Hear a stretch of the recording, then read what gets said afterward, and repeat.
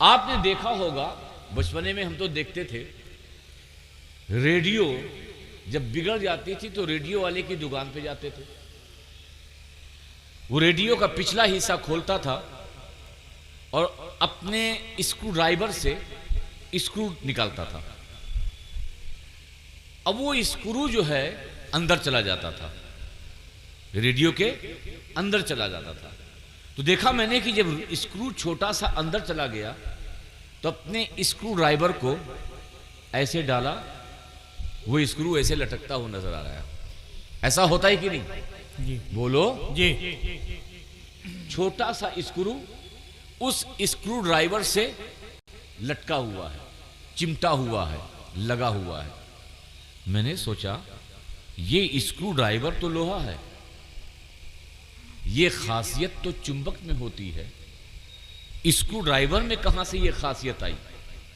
ये मैग्नेट तो है नहीं, ये स्टील है, ये लोहा है, इसके अंदर खासियत कहां से आई कि जो छोटे छोटे स्क्रू को अपने से चिमटा के रखा? तो उस रेडियो वाले ने जवाब दिया, असल में इस लोहे के अंदर ये ताकत नहीं है कि ये चुंबक बन सके, इस स्क्रू ड्राइवर के अंदर ये ताकत नहीं है कि मिकनातीस बन सके, इस स्क्रू ड्राइवर के अंदर ये ताकत नहीं है कि ये मैग्नेट बन सके। हाँ, मैंने एक काम ये किया है कि रात को इस पेचकश को उसके साउंड के ऊपर रख दिया और साउंड के ऊपर जो गोल गोल पीली पीली सी चीज है वो मैग्नेट थी। रात भर ये स्क्रू ड्राइवर उस मैग्नेट के साथ चिपका रहा, उस मैग्नेट के साथ लगा रहा, उस मैग्नेट की सोहबत में रहा, उस मैग्नेट की बारगाह में रहा। सुबह उठा तो अब इस स्क्रू ड्राइवर का आलम यह हो गया कि इसके अंदर भी थोड़ा कमाल पैदा हो गया, इसके अंदर भी थोड़ा जौहर पैदा हो गया, इसके अंदर भी जो उस मैग्नेट के अंदर कमाल था कि ये तो बड़ी बड़ी चीजों को अपनी तरफ तो खींच नहीं पा रहा है मगर छोटी छोटी चीजों को अपने अंदर खींचता जरूर है।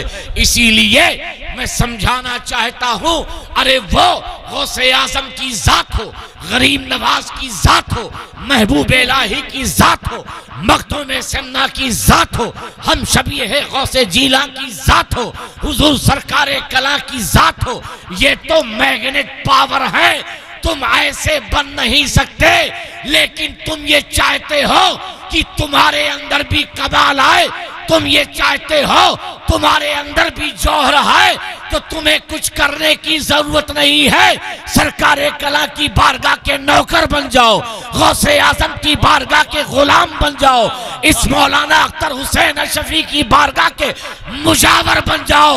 अरे 24 घंटा इनकी बारगाह की मुजावरी करोगे तो तुम्हारे अंदर भी कुछ ना कुछ फैज हासिल होके रहे। बेशक बेशक, सुभान अल्लाह सुभान अल्लाह। याद रखिए, सारे जो हैं दुनिया में आने के बाद वली नहीं हुए, कुछ ऐसे भी हैं जो दुनिया में आने से पहले वली थे। बेशक, दुनिया में आने से पहले वली, मां के पेट में है तभी वली। हुजूर गौसे आजम अल्लाह के वली थे हैं, मगर दुनिया में आने के बाद तकवा और तहारत और नमाज रोजे के बाद वली नहीं बने, बल्कि जब मां के पेट में हैं तभी से मेरा गौसे आजम अल्लाह का वली था। और जब 4 साल 4 महीने 10 दिन के हुए, हाफिज जी आए, कहा अब्दुल कादिर शुरू करो। कहा पढ़ो औज़ु बिल्लाहि मिनश शैतानिर रजीम। अब्दुल कादिर जिलानी से किसने कहा? उस्ताद ने, हाफिज जी ने। आज बिस्मिल्लाह ख्वानी है, आज बिस्मिल्लाह ख्वानी में अब्दुल कादिर जिलानी को उस्ताद जी इसको बुलाया जाए। उस्ताद ने कहा, हाफिज जी ने कहा औज़ु बिल्लाहि मिनश शैतानिर रजीम। तो जानते हो 4 साल के अब्दुल कादिर जिलानी ने क्या कहा? औज़ु बिल्लाहि मिनश शैतानिर रजीम, बिस्मिल्लाहिर रहमानिर रहीम, अल्हम्दुलिल्लाहि रब्बिल आलमीन, अर्रहमानिर रहीम, मालिकी यौमिद्दीन, इय्याका नअबुदु व इय्याका नस्तईन, इहदिनस सिरातल मुस्तकीम, सिरातल लज़ीना अनअमता अलैहिम गैरिल मग़दूबि अलैहिम वलद्दाल्लीन। पहला पारा, दूसरा पारा, तीसरा पारा, चौथा पारा, 5वां पारा, छठा पारा, सातवां पारा, आठवां, नौवां, 10वां, 11वां, 12वां, 13वां, 14 पारा, 15 पारा, 16, 17 पारा जब पढ़ा तो मौलवी साहब बेहोश।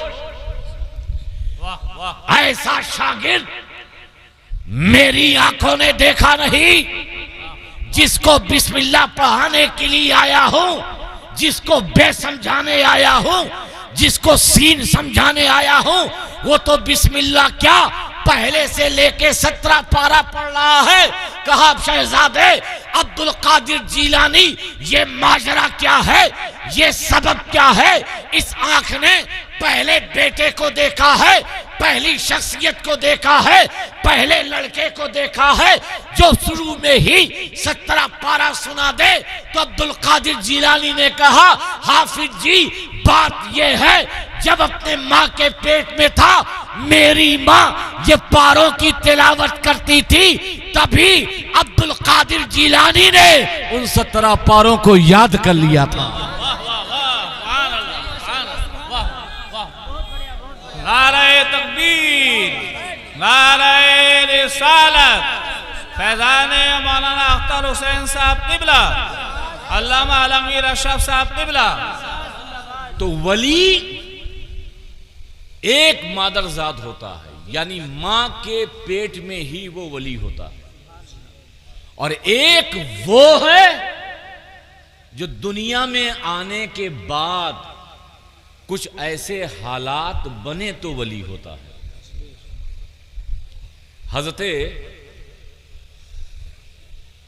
हजरते हबीब अजमी, क्या नाम? सभी बोलो, हजरते हबीब अजमी बहुत बड़े सूदखोर थे, बहुत बड़े सूदखोर थे। इतने बड़े सूदखोर थे कि जहां सूद की रकम लेने जाते थे, अगर रकम नहीं मिलती तो जो गए हैं उसका भी एक्स्ट्रा सूद लेते थे। हबीब अजमी जब अपने घर से, मोहल्ले से, मैदान से गुजरते थे तो मोहल्ले के बच्चे जानते हो क्या कहते थे? ऐ बच्चों, हबीब से दूर भागो, अगर कहीं इसके दामन की हवा भी लग गई तो हम सब भी गुनहगार हो जाएंगे। इस कदर हबीब अजमी का जुर्म और गुनाह और आप सूदखोरी का ये अमल आम था। ये सिर्फ बड़ों की जबान पे नहीं बल्कि बच्चे भी ये जानते थे कि बहुत बड़ा गुनहगार है, बहुत बड़ा पापी है, बहुत बड़ा गुनहगार है, सूदखोर है, उनसे आप भागते थे। तो एक दिन हबीब अजमी एक शख्स के वहां गए और कहा कि मुझे सूद की रकम दो। उसका शौहर नहीं था। औरत ने कहा मेरा खाविन, मेरा पति नहीं है। कहा नहीं है तो क्या हुआ, हबीब तुम्हारे दरवाजे पे आया है, जो कुछ भी हो उसका सूद तुम मुझे दो। कहा मेरे पास कुछ नहीं है, मैं हांडी में खाना बना रही हूं, सालन बना रही हूं, बच्चे भूखे हैं। कहा अच्छा सालन बना रही हो, वो हांडी मुझे दे दो, तेरे बच्चे भूखे रहें या ना रहें मुझे उससे कोई मतलब नहीं, हबीब आया है तो कुछ ना कुछ लेके जाएगा। हबीब अजमी ने वो सालन लिया, पतीली ली, अपने घर आए। घर आने के बाद जब दस्तरखान लगाया, खाना खाने के लिए बैठे तो जैसे ही पतीली से ढक्कन हटाया तो देखा कि वो सारा सालन खून बन गया है। क्या बन गया है? खून। हमारे सामने तो हजारों नसीहतें होती हैं मगर फिर भी हमारे दिल नहीं बदलते। मगर पहले के लोग वो थे कि अगर एक भी वाकया उनके सामने ऐसा हो जाता था तो दिल की दुनिया ऐसे बदल देते थे कि आज भी लोग उनके बदलने की वजह से उन्हें याद करते हैं। हबीब अजमी ने तौबा की और कहा अल्लाह तू गवाह रह, जिस को मैंने कर्जा दिया है सारे लोगों के कर्जे को मैंने माफ किया। सभी बोल दो। पूरी जवानी गुनाहों में गुजरी, सूदखोरी में गुजरी, मगर एक वक्त आया, खुदा की बारगाह में तौबा की। अब वही हबीब अजमी सुबह उठते हैं तो अपनी गलियों से गुजरकर मैदान से जाते हैं, तो मोहल्ले के बच्चे कहते हैं, ऐ बच्चों आओ, जरा हबीब अजमी के करीब आओ, अगर आज उसके दामन की हवा लग जाएगी तो अल्लाह हमें भी वलियों में शामिल फरमा लेगा। सुभान अल्लाह, सुभान अल्लाह, वाह वाह वाह। कल तक वो गुनहगार, कल तक वो पापी थे, मगर सच्ची तौबा की, ऐसी सच्ची तौबा कि अल्लाह ने सिर्फ उन्हें उन गुनाहों को माफ ना फरमाया, बल्कि अल्लाह ने वलियों का सरदार बना दिया, वलियों की जमात का अमीर बना दिया। और ऐसा अमीर बनाया, ऐसा अमीर बनाया कि पूरी दुनिया को खबर कर दी कि अब हबीब जो गुनहगार था, हमने उसके गुनाहों को माफ कर दिया और अपना उसे प्यारा बंदा बना लिया। सुभान अल्लाह, सुभान तो अल्लाह। आप देखिए, कुछ बंदे हैं जो गुनहगार होते हैं, या तो अमल के जरिए या तो तकवा के जरिए, ये खुदा का खास फजल होता है, तब जाकर के वो वली बनते हैं। मगर कुछ जात ऐसी है, चाहे गौसे आजम हो, चाहे गरीब नवाज हो, चाहे मखदूम सन्ना की जात हो, मखदूम सन्ना अभी दुनिया में आए नहीं है, मखदूम सन्ना अभी माँ की पेट में है, मगर हजरत इब्राहिम के ख्वाब में आकाए करीम तशरीफ लाते हैं और ये मुज्दा, ये खुशखबरी सुनाते हैं कि इब्राहिम, तुम्हारे घर में एक फर्जंद आने वाला है जिसका नाम अशरफ होगा और वो रूहानी सल्तनत का बादशाह होगा। सुभान अल्लाह। नारे तकबीर, नारे रिसालत, फैजान मखदूम अशरफ, मसलक आला हजरत अल्लामा आलमगीर अशरफ साहब किबला। तो वली दो तरीके के होते हैं, एक तो वो हैं जो तकवा और तहारत के जरिए अपने गुनाहों पे नादिम होकर, शर्मिंदा होकर, अल्लाह की बारगाह में ताइब होकर अल्लाह के वली, मकबूल वली बन जाते हैं। और एक जो पहले ही से माँ के पेट में ही अल्लाह उन्हें वली बनाकर बेचता है। अच्छा, एक मिसाल दो, पहले कभी हो सकता है दिया हूं। दूध जानते हो? दूध बोलो, बहुत लंबी तकरीर नहीं करूंगा। दूध जानते हो? जी। पानी जानते हो? जी। जल्दी से जवाब दो जी। कि दूध की कीमत ज्यादा है या पानी की? दूध की। बोलिए, किसकी कीमत ज्यादा है? अरे बोलिए ना। दूध की। दूध की। दूध कितने रुपए लीटर मिलता है असली? हाँ? नहीं, मतलब ओरिजिनल मिलता है? हाँ? वही निकालते हैं। अरे जब निकालते हैं तो पहले ही बाल्टी में पानी डाल लेते हैं। मैंने आज तक असली दूध देखा ही नहीं। और दूध वाले जो दूध बेचते हैं वो कभी नहीं कहते कि मैंने दूध में पानी मिलाया, कभी नहीं कहते कि मैंने दूध में पानी मिलाया, क्योंकि वो पानी में दूध मिलाते हैं। ऐसा है कि नहीं? अब पूरी तवज्जो, मैं बहुत लंबी चौड़ी तकरीर करने नहीं आया हूं। अब ये सब देना बंद करो तो मेरी खुद तवज्जो इससे हट जाती है। दूध कीमती या पानी? बोलते रहिए जल्दी से। देखिए, आप ही के जहन के हिसाब से मिसाल दे रहा हूं। कीमती क्या है? दूध। दूध कीमती क्या है? दूध। दूध। पानी की कीमत एक एतबार से नहीं है और दूसरे एतबार से पानी कीमती है, दूध नहीं। अगर ये पानी ना हो तो हमारी जिंदगी ही नहीं। हमारी जिंदगी की बका का सबब पानी है जी। लेकिन बाजार में बिकने के एतबार से दूध की कीमत है, मगर पानी की कोई कीमत नहीं है। एक दिन दूध ने पानी से कहा, होता है ना कि जिसकी कीमत हो तो उसको गुरूर आ जाता है, घमंड आ जाता है। तो उसने पानी से कहा, यार तेरी हैसियत क्या है? तू क्या है? तेरी हैसियत क्या है, तेरा स्टेटस क्या है, तेरा मकाम क्या है। उसने कहा क्या बात है।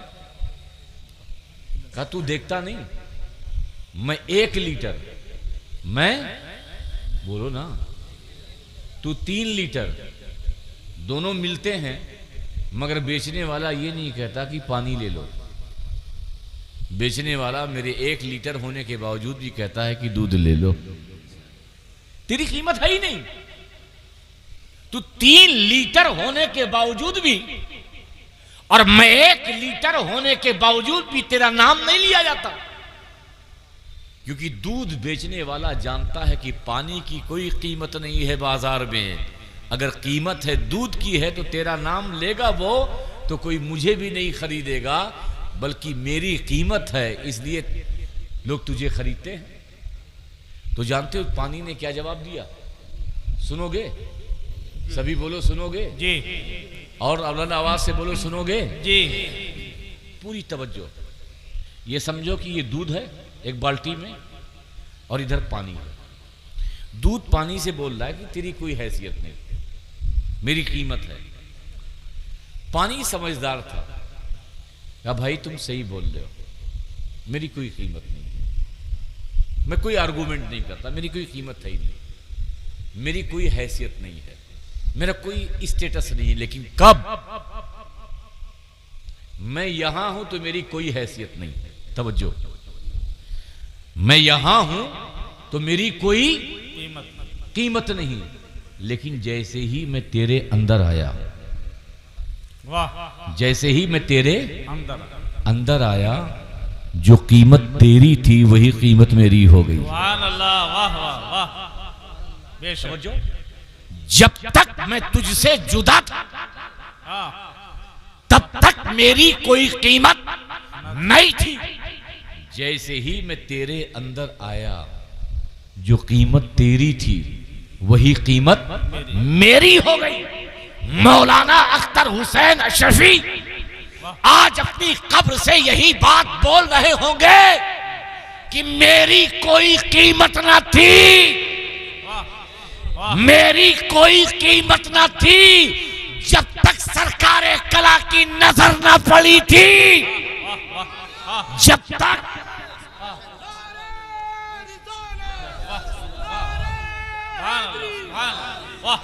मेरी कोई हैसियत ना थी, कोई कीमत ना थी, जब तक सरकारे कला की नजर ना पड़ी थी।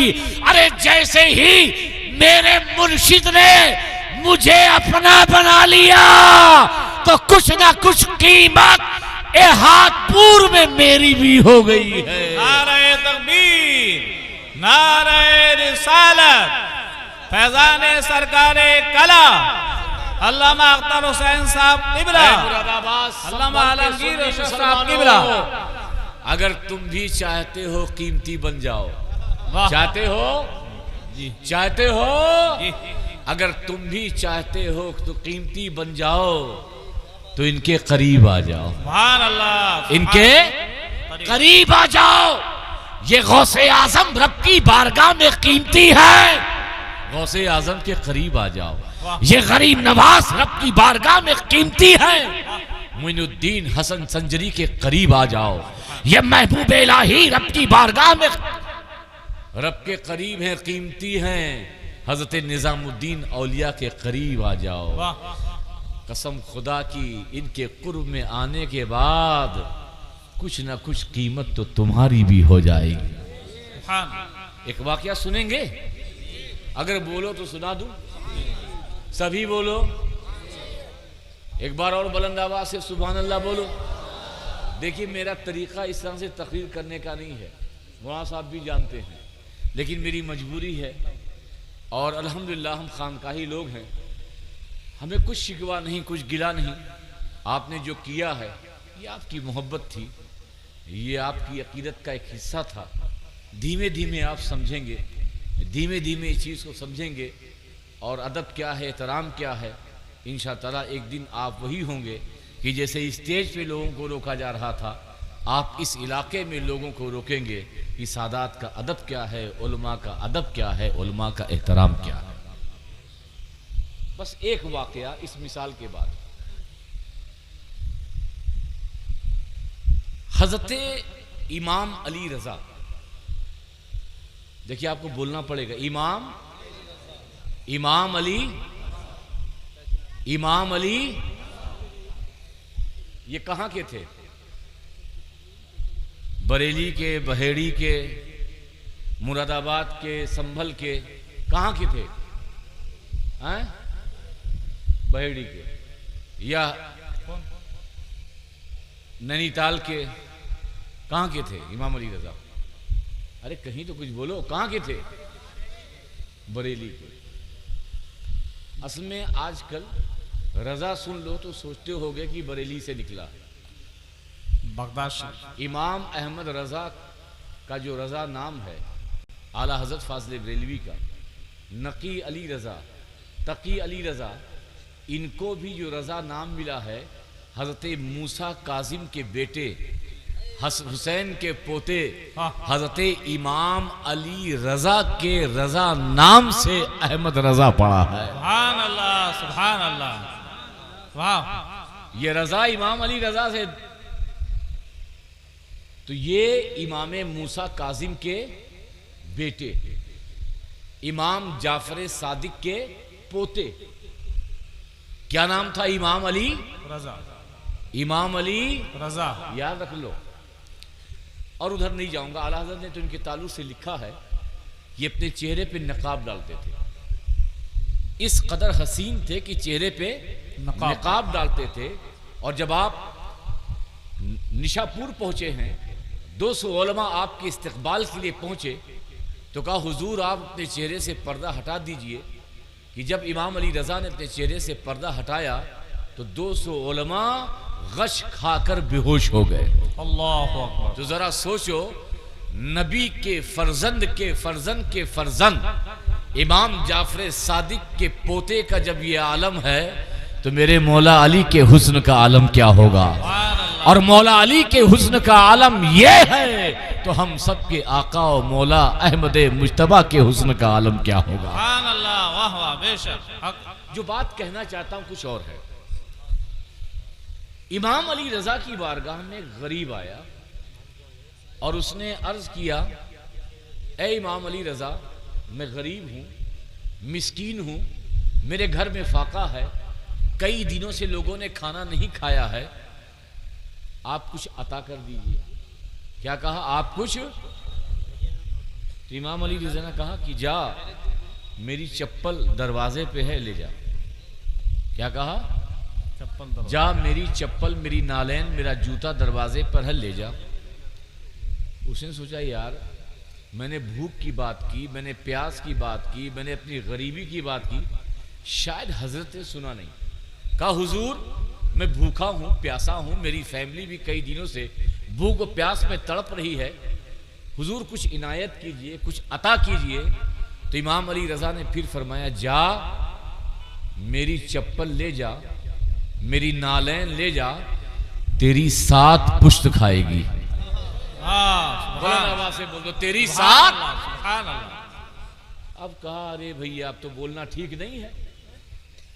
चप्पल लिया, मैं आपकी भाषा में समझाने के लिए चप्पल बोल रहा हूं ना, नालैन शरीफ।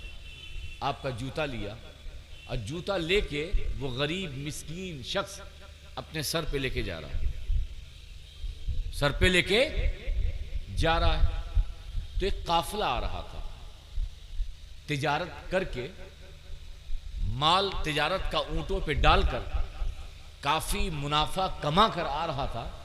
तो उसने दूर से देखा, यार कौन आदमी है, चप्पल सर पे रखे है, पैर में नहीं पहने, लगता हमारे इलाके में कोई पगला आ गया, कोई हाफमैंट आ गया, कोई दीवाना आ गया है, चलो काफिले को जल्दी से उसके करीब ले जाओ। काफिले को उसके करीब ले गए। कहा तू पागल तो नहीं है, तू दीवाना तो नहीं है, गरम गरम रेत है, चप्पल पैर में पहनने की जगह है और तू सर पे रखे हुए है। तो उसने कहा, ए काफिले के सालार, ए ताजिर, तुझे पता भी है ये चप्पल किसकी है? वाह तुझे वाह, पता भी है ये चप्पल किसकी है? कहा किसकी चप्पल है? कहा ये आले रसूल की नालैन है, ये इमाम ज़ैनुल आबिदीन के पोते की नालैन है, ये इमाम मूसा काजिम के शहजादे की नालैन है। कहा अच्छा उनकी नालैन है? कहा हाँ। कहा बेचोगे? कहा बेचोगे? कहा बेचूंगा। कहा कितने में बेचोगे? सोचा अगर 100 रुपया बोलता हूं ज्यादा हो गया, गाहक निकल गया तो 50 बोलता हूं तो कहीं ज्यादा हो गया तो चला गया तो। का ऐसा है जितना तुम दे दो उतने में ये जूता ले लो। क्या कहा? जितना तुम दे दो उतने में ये जूता ले लो। उस ताजिर जो कि अपने वक्त का अडानी था, अंबानी था, इस कदर अमीर था, उसने कहा जूता दोगे? कहा हाँ। कहा ये ऊंट पर जवाहरात लदे हुए, जाफरान लदे हुए हैं, वाह वाह वाह, मेरी तजारत के मुनाफे के सारे सामान लदे हुए हैं, ये सारा सामान ले ले, ये सारा सामान ले ले, आले रसूल के कदमों में पहनी हुई वो नालैन अता कर दे। वाह वाह वाह वाह, और याद रख इस ऊंट पर इतना सामान है कि तेरी 7 पुश्ते खाएंगी, सुभान तेरी 7 पुश्ते खाएंगी। तो उस गरीब ने कहा वाह इमाम अली रजा, आपने जब जूती दी तो कहा 7 पुश्ते खाएंगी, और लेने वाले ने भी जब खरीदी तो कहा 7 पुश्ते खाएंगी। वाह वाह सुभान अल्लाह सुभान। अब बात खत्म नहीं हुई, ये आखिरी वाकया है, इससे आगे नहीं बयान करूंगा।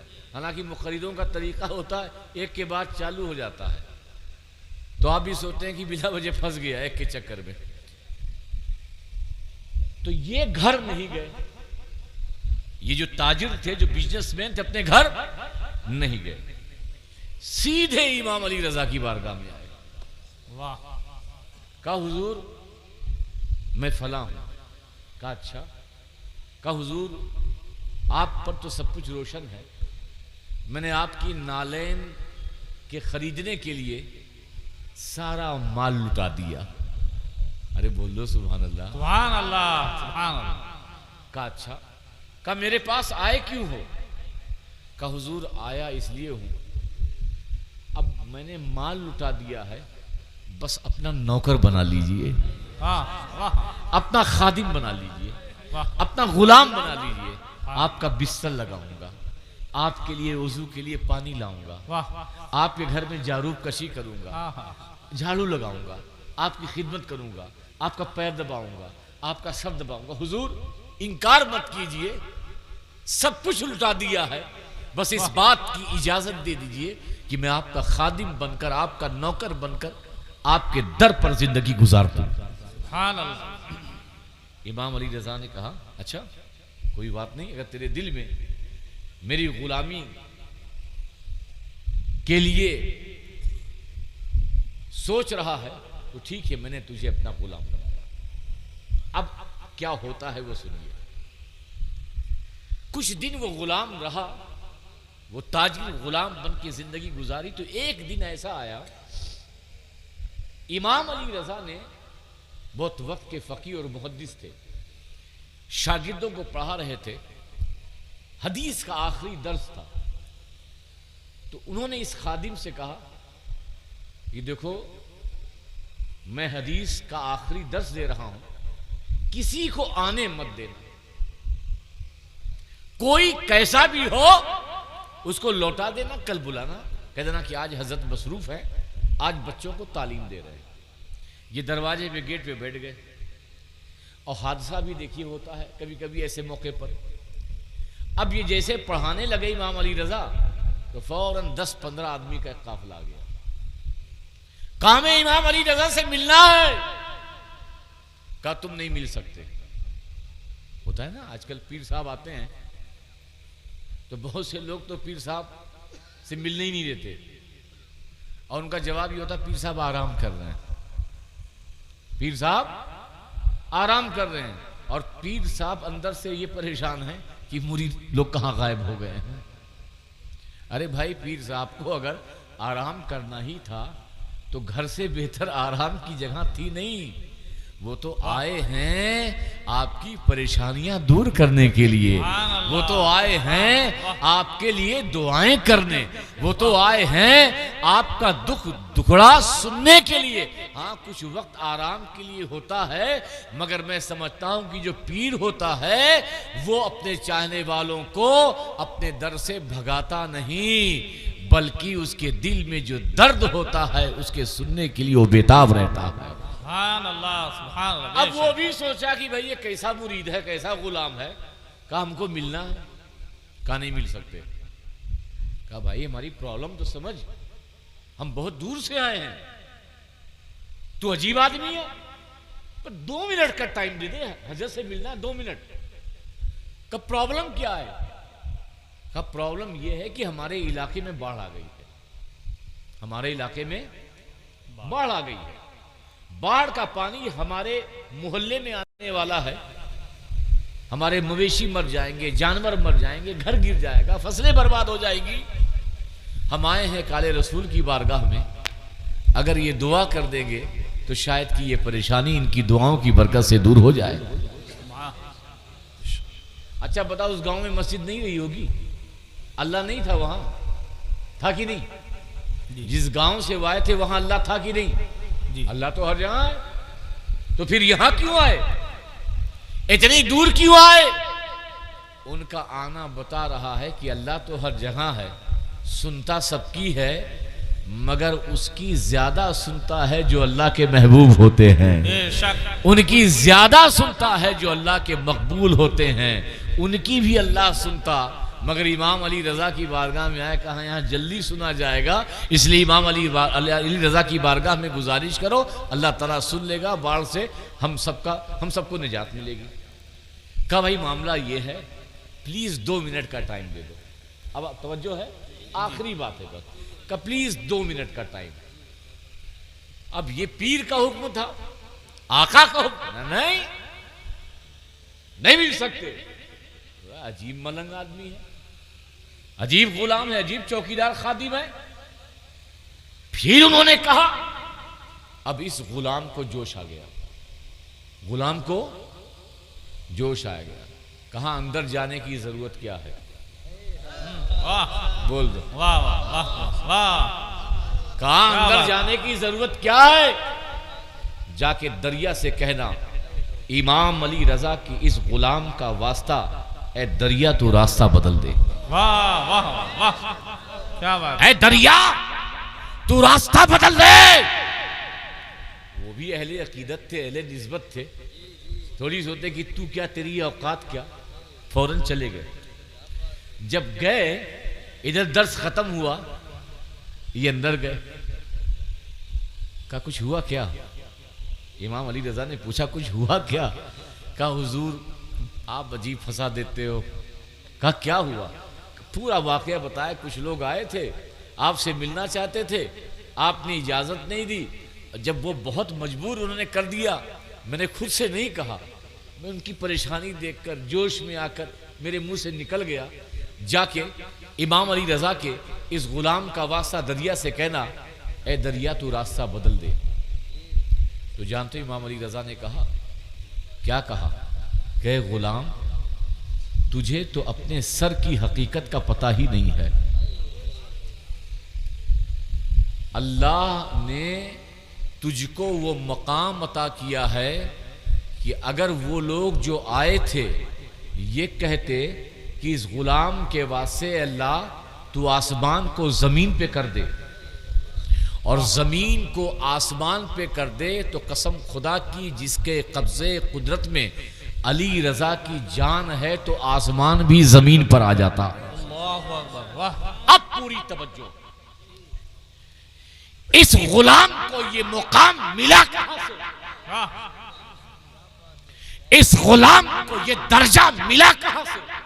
और वाकया हुआ भी कि वो गांव वाले जब वहां गए और कहा कि इमाम अली रजा के इस गुलाम के सर का वास्ता, ए दरिया तू रास्ता बदल दे, तो हुआ भी ये कि दरिया ने जैसे ही ये सुना कि इमाम अली रजा के इस गुलाम के सर का वास्ता, तो दरिया का रास्ता जो इधर था सुन करके उसने रास्ता उधर बदल दिया। वाह सुभान अल्लाह सुभान अल्लाह।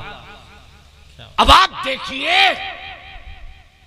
सब कुछ आले रसूल अल्लाह के वलियों के कदमों पे कुर्बान किया, जारूद कशी के लिए तैयार हुए, तो वो सिर्फ गुलाम नहीं रहा, बल्कि अल्लाह ने उसकी जबान में भी तासीर अता की। बेशक सुभान अब अल्लाह। आप सोचते होंगे वाह वो ताजिर था कौन जो गुलाम बना? वाह वो ताजिर कौन था? जो अपने वक्त का अदानी था वो कौन था? जो अपने वक्त का अंबानी था वो कौन था? जो इमाम अली रजा की जूतियों को खरीद कर विलायत की सल्तनत का बादशाह हो गया। और ऐसा हो गया कि कादरी सिलसिला बगैर उसके गौसे आजम तक पहुंचता ही नहीं। वाह वाह सुभान अल्लाह। गौसे आजम के ऊपर तक पहुंचता ही नहीं, यानी मौला अली तक बगैर कादरी सिलसिला उस शख्स के पहुंचता ही बीच में वो है। अगर वो ना होता तो मौला अली तक ये सिलसिले कादरिया उस वास्ते से पहुंचता नहीं। जानते उस गुलाम का नाम क्या है? पता है? हाँ नहीं बोलो ना।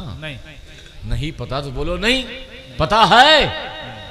उस गुलाम का नाम जो वक्त का ताजिर था, दुनिया उसे इमाम मारूफ करखी के नाम से जानती है। सुभान अल्लाह। उठाओ सिलसिले रिजविया, सिलसिले अशरफिया, सिलसिले कादरिया, सिलसिले निजामिया, साबरिया, जितने भी सिलसिले के शजरों की किताब उठा के देखोगे तो हजरत मारूफ करखी का नाम सरे फहरिस्त नजर आएगा। आखिरकार ये फैज, ये मुकाम, ये स्टेटस, ये दर्जा मिला कैसे?